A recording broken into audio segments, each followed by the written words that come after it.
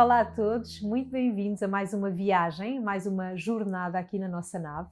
Hoje tenho aqui uma mulher que eu adoro, que me inspira e que agora está numa missão muito bonita, que é ser coach de relações, de relacionamentos. Catarina Beato, estou tão contente de ter aqui, querida. Eu também, sabes que se não me convidasse, eu fazia-me convidada para poder entrar na nave contigo.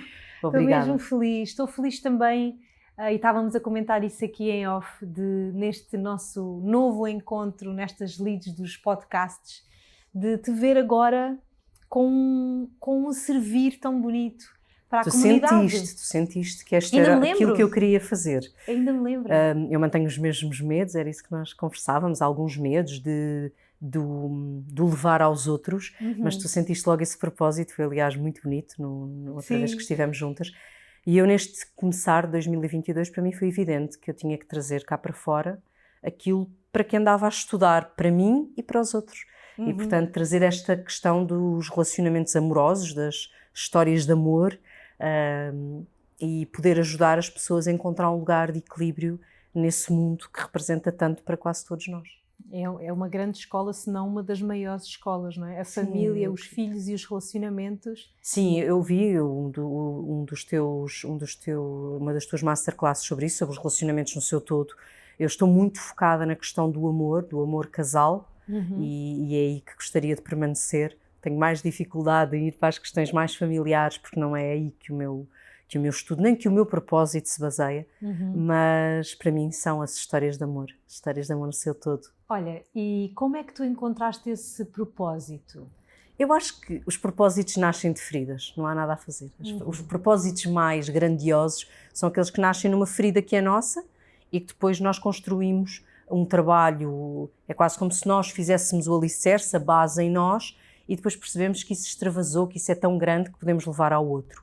E foi isso que aconteceu comigo.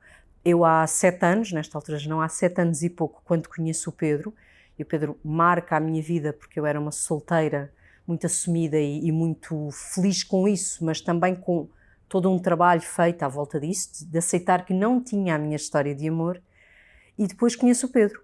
E com o Pedro nasce uma sensação e uma história de compromisso muito forte. Eu queria viver uma história com aquele homem, fazia-me todo o sentido, muito para além daquilo que era palpável. Mas depois o meu mundo estremeceu, porque eu tinha 36 anos, 37 anos, tinha vivido uma vida de autonomia, de independência, de, como tu lhe chamas, da guerreira, muito assumida e muito confortável nesse papel. Portanto, eu não queria propriamente despir a guerreira.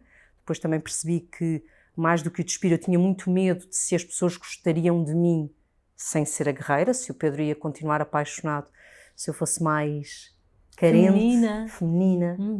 Vulnerável. Se fosse, sabes, como nós brincamos, e se eu não conseguisse carregar os sacos das compras todos, será que ele continuava a gostar de mim?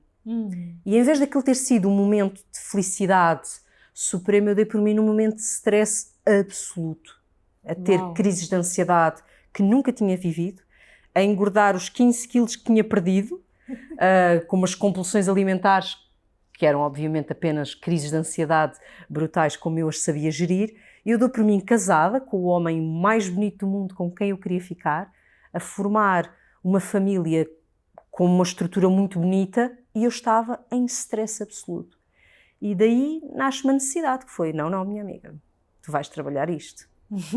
Tu vais perceber o que é que está aqui a falhar, porque há aqui qualquer coisa que está a precisar de ser trabalhada de forma mais do que evidente. Portanto, volto para a terapia individual, percebo onde é que estava, de facto, aquilo que tinha que ser trabalhado, que era, ok, se tu queres construir, tu vais ter que ser vulnerável, e tu não sabes ser vulnerável. E, portanto, vamos ser vulneráveis, vamos pôr as feridas todas cá fora, vamos dizer a este homem, olha, eu também sou a Catarina feminina, eu também sou uma menina, eu também sou carente. Depois eu tenho todo um desafio em termos de gerir isto com os meus filhos, dos meus, os teus, os nossos. Exato. Tenho uma menina, não é? Sai um pipi dentro do meu pipi e eu tenho que, tipo, uau, ok. Lidar com tanta energia feminina a chegar assim à tua vida, não é? Sim, lidar com, e agora tu vais educar uma menina. Ou seja, a menina neste sentido, porque eu não acredito no género enquanto definição, Sim. mas aquela era uma imagem, era um espelho, o mais espelhinho possível, não é? E agora, como dizia a enfermeira, eu dizia à enfermeira, eu não sei mudar a fralda da minha filha. E ela dizia, mas porquê? Porque ela tem um pipi. E ela dizia, pipi é horrível, ok? Desculpa, vá. E ela olhava e dizia-me, Catarina, mas a Catarina também tem, exato, esse é que é o problema. É verdade, e de repente eu tenho tudo isto, e eu fui aprender a gerir tudo isto, e isso levou-me para um lugar de desenvolvimento pessoal muito, muito poderoso. Perceber que o problema, por exemplo, não estava nos 15 quilos que eu tinha voltado a ter no meu corpo, estava em aceitar o meu corpo, saber como é que se constrói a dois, e foi daí dessa necessidade que nasceu muito estudo, muito partir pedra, muitas luzes que se tornaram tão evidentes que eu disse, não, isto é mais do que para mim, isto é o meu propósito para os outros. E o mais bonito, Inês, é eu ler o que escrevi sobre mim antes de conhecer o Pedro, e eu dizia que o meu propósito era escrever histórias de amor. Uau. Que aquilo que eu mais gostava na vida era histórias de amor, mesmo que eu não tivesse encontrado a minha. Eu já lá estava. E ter batalhado sobre isso foi incrível. Foi maravilhoso. Sim. É incrível, Catarina, até porque tu falas de um arquétipo, esta desconstrução, não é? Foi o meu arquétipo também. Eu sei, sim. Desta energia que nós temos que nós estamos aqui a representar algo muito interessante na própria sociedade, que é esta representação da mulher que teve que vencer, que teve que lutar, que teve que se tornar independente, que não sei quê, e que depois se perde quando tem o outro lado, que é aquilo que a maioria de nós deseja. Exato, se perde da essência. Sim, mas essa era a minha questão. Eu era a mãe solteira, era isso que me definia. Identificavas-te com aquilo? Completamente, era o meu lugar de segurança, de poder, era aquilo que eu quase que contava ao mundo com muito orgulho, não é? Eu sou mãe solteira e feliz dos meus rapazes. E de repente eu não tinha nada disso, não é? Eu era novamente uma menina a querer amar um homem, a querer conseguir usar o nós, que era algo que eu não fazia, nunca tinha feito, não é? Eu educava os meus filhos no eu, e de repente eu tinha que falar do nós, eu tinha que construir a dois, as decisões eram tomadas a dois, eu tinha que aprender a comunicar de uma forma que fosse construtiva e não no eu, e portanto tudo isso levou-me para um lugar em que eu já não me encontrava, que eu não sabia muito bem quem é que eu era, porque eu estava apaixonada, eu queria ficar com aquele homem para sempre, eu era mãe de filhos meus, mas também de filhos nossos. E como é que isso se fazia? Como é que eu descia da Catarina, da mãe solteira, assumida, poderosa? E será que ele ia gostar de mim se eu fosse... Exato. Achas que uma das questões, agora ainda aqui mesmo para este conteúdo dos relacionamentos, não é? Da forma como nós nos posicionamos em relação ao outro, sim.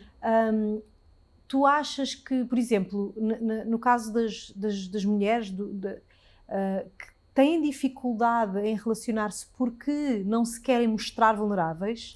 Eu acho que homens e mulheres, ou seja, nós temos um problema grande, que é nós tínhamos papéis muito ligados ao género, e as energias, não é? Sim. A energia feminina e masculina estava atribuída cada uma ao seu papel, não é? As mulheres. E as pessoas, quer dizer, os casamentos e as relações eram mais do que essas sensações, e as emoções eram convenções que as pessoas...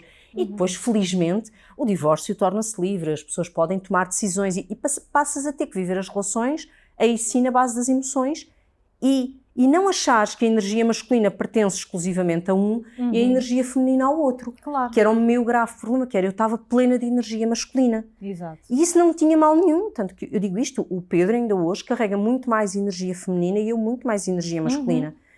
E os papéis estão muito perdidos e as pessoas estão à procura desses lugares convencionados e não estão abertas a perceber que nós já não somos, nós somos um todo, nós temos muitas coisas a acontecer dentro de nós. E quando nós vamos, eu tenho aprendido uma coisa muito bonita, que é esta distinção entre a necessidade e a expectativa. Nós temos necessidades de ser amados, nem todos temos necessidade de constituir uma família a dois. Há quem o viva muito bem a solo e há quem precise, na noção de poliamor, que para mim faz todo sentido. Portanto, vamos lá desconstruir também isso, mas tu depois tens a expectativa. Tu criaste uma expectativa baseada, lá está, nas relações que tiveste antes, nas relações a que assististe, no teu pai, na tua mãe, N coisas em que tu construíste um padrão. E vais à procura disso de uma forma muito estática, muito fechada. E depois estás sempre em frustração. Porque em vez de conseguires acolher alguém que te ama, estás à procura de uma única forma de ser amada e amado. E depois isso o que é que te leva? Leva a que tu nunca sejas capaz de perceber que o outro te ama. E o que eu mais recebo são pessoas que fecharam tanta noção de como é que é ser amado, enquanto relação amorosa, que não percebem que o outro gosta de ti verdadeiramente e tu não queres ver isso. Porquê? Porque vês com os teus olhos. E aquilo que eu trabalho, de facto, é quase conseguir agarrar assim nos óculos do outro e dizer, olha, agora vê aí por outra lente. Por outra lente, sim. E tu de repente percebes, caramba, não. Esta pessoa gosta tanto de mim e eu tenho sido injusta, e injusta para o outro, porque outro dos principais problemas é esta questão que nós não percebemos, que é, tu quando estás permanentemente a dizer ao outro, tu não me amas, tu não me amas, tu não me amas, estás, por um lado, profundamente triste, de certeza, e estás a dizer ao outro que o outro não vale nada na forma como o ama. E de repente tens dois egos completamente drenados, completamente tristes, que é um que, caramba, eu não estou a conseguir mostrar o meu amor, e o outro a queixar-se permanentemente. E quase sempre tens estas personagens na relação. Um que está cada vez mais triste porque não consegue mostrar ao outro que ama, e o outro cada vez mais triste porque não se sente amado. E esse é o meu trabalho. É emprestar óculos. Pronto. E em relação a essa questão do amor, eu tenho aprendido que muitas vezes nós confundimos o amor com o apego. Sim, sem dúvida. Até com os filhos. E olha, aí é que podemos, e tu te fazes muito esse trabalho naquilo que levas aos outros, que é essa distinção, que é quase, eu diria que ela é quase transversal a todas as relações que as pessoas estabelecem na vida. Que é esta distinção entre o amor e o apego, e depois entre, de facto, aquilo que te dói no todo ou que te dói no ego, que é esta noção de o amor basta. O amor basta. Tu podes amar profundamente alguém e não estabeleceres uma relação com uma pessoa. Às vezes não é possível. Não é possível, ou porque os equilíbrios estão num lugar completamente diferente, ou porque as pessoas têm necessidades completamente opostas, e as pessoas, aquela coisa do esta pessoa não me ama o suficiente para que resulte. Nós não podemos dizer o quanto o outro nos ama. E eu acho que aí vou para o teu lugar, que é, quando tu falas muito na questão dos pais e dos filhos, tu tens aí o suficiente, que é, às vezes o amor é enorme, e a relação não é possível. E nós temos que aceitar isso e partir, nem sempre. Ou, por exemplo, entre irmãos, mas os irmãos iam amar-se e a relação... Às vezes não, e o amor existe. E nas relações de casal, o que acontece é esta noção de que as músicas perpetuaram e que os filmes perpetuaram, que é o amor é suficiente, e o amor não é suficiente. O amor é uma parte fundamental de uma relação em casal. Mas é uma parte.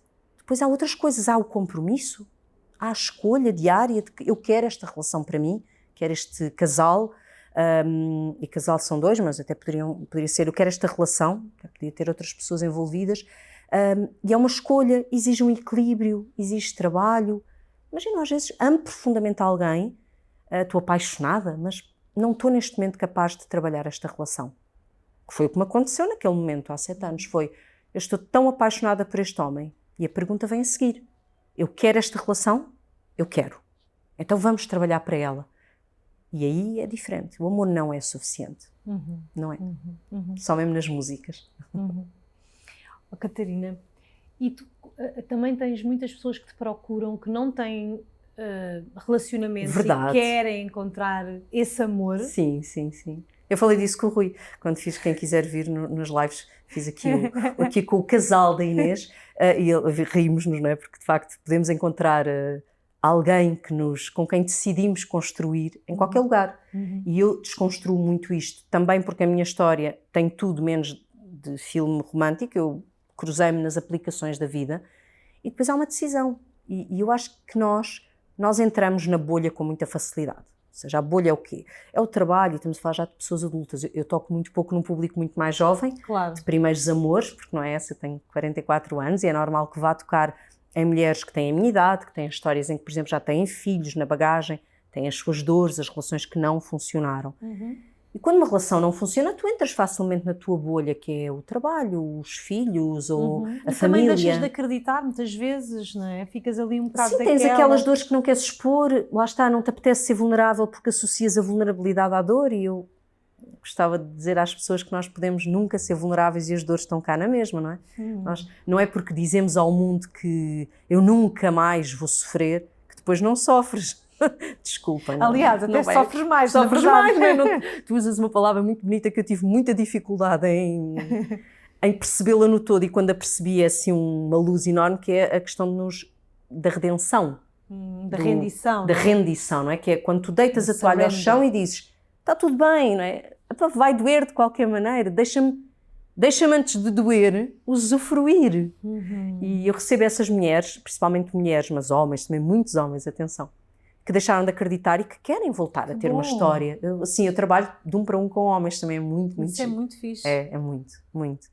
E perceber que vais ter que sair da bolha. Ok, se na bolha, vejam isto não como uma bolha protetora, mas como quase um círculo em que tu de repente percebes que não estás a sair dali no teu dia-a-dia. Do trabalho vais para casa e se desenhares um círculo, eu convido mesmo as pessoas a fazerem isso, que é vamos desenhar um percurso. E o percurso que é, ok, está aqui uma bolinha que é o meu trabalho, aqui está a minha casa, aqui quanto muito está o grupo de amigos de sempre. E se nós traçarmos ali quase um limite, tu vais perceber que tudo o que fazes está ali naquele triângulo, naquele círculo. E é difícil entrar uma pessoa nova, então nós vamos ter que rebentar, não é? Pá, aquela bolha. Aquela bolha, e vamos ter que fazer coisas novas. E isso pode ser inscrever-te numa aplicação, pode ser ir a um retiro em que nunca foste e vais conhecer alguém naquele retiro, pode ser inscrever-te num coro. Olha, eu tenho uma das mulheres com que trabalho que se inscreveu porque era um sonho da vida dela, de cantar num coro. E estás com a voz, estás a trabalhar com a voz e vais conhecer outras pessoas, tens energias. Tens que te abrir, mas vais ter que ir a um sítio diferente, nem que mudes o café onde vais tomar o pequeno almoço todos os dias. Se permaneceres, não quer dizer que um dia destes não entre lá alguém novo. Repara, se estás num emprego, se calhar vem alguém de novo do trabalho, mas a lei das probabilidades existe. Exatamente. E a probabilidade de encontrarmos alguém é muito reduzida se ficarmos sempre a fazer o mesmo trajeto. O mesmo trajeto. Temos que fazer uma coisa nova. Sem dúvida. Pode ser uma aplicação, pode ser, sei lá, faz exercício, estás no mesmo ginásio há 5 anos, há 10 anos, muda de ginásio. Vai fazer exercício ao ar livre, outra coisa. É preciso abrir-te à vida. Sabes que eu e o Rui brincamos muito com uma ideia. É uma ideia que nós temos de fazer uma vez um evento, tipo um retiro. Tens-me para vocês. Só para pessoas conhecerem pessoas. Sou totalmente a favor e nós disso. começámos a falar nisto como uma brincadeira e depois começámos a pensar assim, mas qual brincadeira, Inês? Eu lá estarei para fazer exercícios muito super séria. Porque realmente, só para pessoas que estão livres, desimpedidas, que procuram mesmo conhecer alguém e quem sabe encontrarem ali um amor. Mas repara, o que tu fazes naquelas ideias até do speed dating, eu não sou muito a favor do speed, sou mais a favor do slow dating, no sentido, por exemplo, de uma caminhada, de um retiro, de um encontro, algo mais dinâmico, sabes? Porque eu acho que as dinâmicas são importantes, porque aquilo que tu fazes, sei lá, quando vais para um campo de férias quando és pequenina ou quando tu entras na escola nos primeiros dias, são dinâmicas de quebra-gelo. O que é isso? Não é mais do que dinâmicas orientadas por alguém. Tens de sair da tua zona de conforto. Fomentem conhecer as outras pessoas. Agora, tu saberes que há um espaço seguro em que há pessoas disponíveis, é fundamental, porque no trabalho tu até podes olhar para alguém e gostas, e há alguma coisa ali no teu campo mais da atração que mexe contigo e vais a ver e é casado, ou já está numa relação, isso vai-te frustrar e vais ter aquela sensação, mas eu depois só me interesso por... Não, isso não é assim. Se souberes que todas as pessoas que estão ali são disponíveis, então é ótimo. Agora, tens que sair do triângulo, da bola, do que tu lhe quiseres chamar, do hexágono, se tiveres muitas coisas que fazes na vida, mas vais ter que sair dali para conhecer pessoas novas. E estares disponível, que é, tu tens que ter essa energia ativa, que é outra coisa que eu trabalho, por exemplo, com quem está à procura, que é, tu não tens que estar numa postura de engate, se vires a palavra no mau sentido, que eu não vejo, sim. ok? Tu tens que estar ativamente, e o que é isso? Os teus olhos têm que ver nessa perspectiva, o teu coração tem que estar aberto a que as pessoas cheguem, tu tens que estar, se alguém te disser olá, tu tens que olhar para aquela pessoa com esse interesse, com essa intenção. Porque se estás naquela frase do eu não quero conhecer ninguém, eu não quero... Isso vai acontecer, tu não vais conhecer ninguém. Estás fechada. Isso é uma energia que tu crias à tua volta. Por isso é que, por exemplo, porque é que há tantas mulheres que associam processos de mudança, seja as mulheres que brincam do cortar o cabelo, emagrecer, começarem a fazer... Os rituais, não é? Ou os homens, porque é que dizem, eu emagreci e conheci alguém. Está bem, claro que sim, porque tu naquele momento ativaste essa energia mais capaz de receber os outros, não é? Porque estás a cuidar-te, porque estás mais a olhar para o teu corpo. Quando olhas para ti, abres ali aquela brechazinha energética, deixar que as outras pessoas entrem. Também possam entrar no teu campo, não é? Claro, isto é um campo energético, não é? Tu estás aqui, não me deixas mentir. É verdade. Isto é um campo energético e tu fechas. Se repetires muitas vezes que não queres ninguém, tu fechas esse campo. E outra coisa que é, às vezes tu até já dizes que queres alguém, mas inconscientemente estás super indisponível. E outra coisa que eu muitas vezes vais atrair pessoas indisponíveis que vão mostrar isso. Isso é o problema da maioria das pessoas que chegam com aquele padrão do eu só atraio pessoas não disponíveis, acabo por só conhecer pessoas que já estão comprometidas. Então, se calhar, há qualquer coisa que vais ter que trabalhar em ti. E isso é algo que é difícil, porque assumir responsabilidade às vezes é difícil, mas a maioria de nós, o que nós temos para trabalhar está em nós, não está no outro, mesmo numa relação que não funciona. Nós às vezes repetimos que porque ele ou ela discutem muito comigo, porque isto, porque aquilo, nós estamos a fazer espelho, estamos a dizer coisas que estão cá dentro a doer muito e nós temos que começar por aí, seja na indisponibilidade, nas pessoas que querem de facto conhecer alguém, e é um mundo que eu adoro. Adoro. Eu costumo dizer assim, no mundo ideal eu era casamenteira. Não gosto de me fechar aí, mas gosto muito desse mundo de encontrar os matches desta vida e gosto muito depois das pessoas melhorarem a relação que têm. Mas sabes uma coisa, mesmo quando as relações são tóxicas, se quisermos usar essa expressão, é um match à mesma, só que é um match da tua sombra com a sombra de alguém. Claro que sim. Que a outra pessoa, pelo menos eu vejo assim, e foi o que a experiência também me disse, das minhas experiências negativas, nos relacionamentos. A outra pessoa também está ao teu serviço, no sentido em que ela também te está a espelhar tudo aquilo que tu precisas trabalhar em ti, seja a autoestima, que é a maioria das vezes. Quase sempre é. Tu tens muitas vezes histórias em que te dizem assim, estivemos ali não sei quanto tempo numa relação não assumida, naquilo que a maioria das pessoas dizem, não é? Aquela pessoa que tem aquela relação de encontros, mas depois não é assumida, que é algo que eu também gosto muito de trabalhar aqui, este conceito, o que é assumir. Nós vamos ter que trabalhar isso, porque nós não temos uma relação, desculpem, todas as pessoas que se juntam, e se for de forma íntima, têm uma relação. Como é que lhes chamam? Já é outro campeonato. E dizem-me, porque depois de ter estado comigo não sei quanto tempo, logo a seguir casou. Que é que... Vamos lá, não... Lá está. Aquilo que é tóxico para mim, e não vamos aí meter a questão da violência, porque as questões mais violentas têm que ser tratadas com outro pragmatismo, porque estamos... Mas é esta questão mais tóxica, uma relação muito marcada pelo conflito, às vezes pelo ciúme, e depois na relação seguinte parece que nada há aí. Porque lá está, uma relação é feita de duas pessoas. De dois espelhos, não é?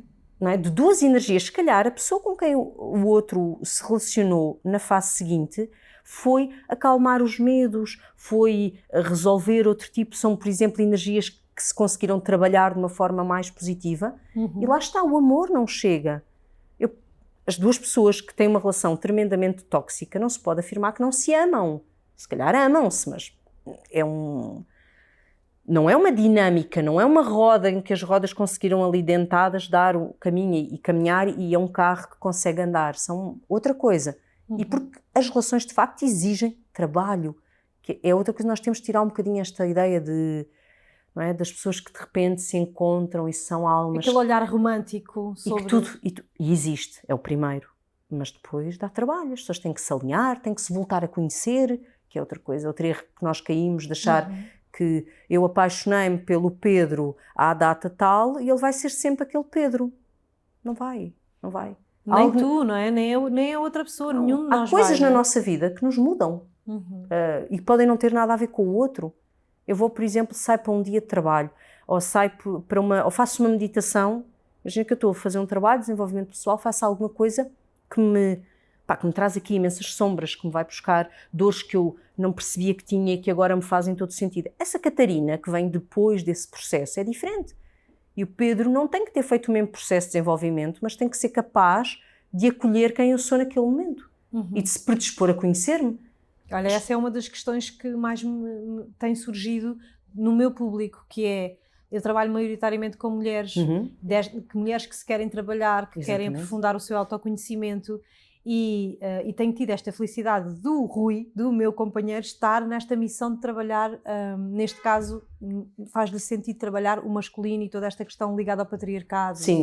etc. Mas muitas pessoas me veem dizer, porque o meu parceiro, porque a minha parceira não me acompanha no meu processo, no meu caminho.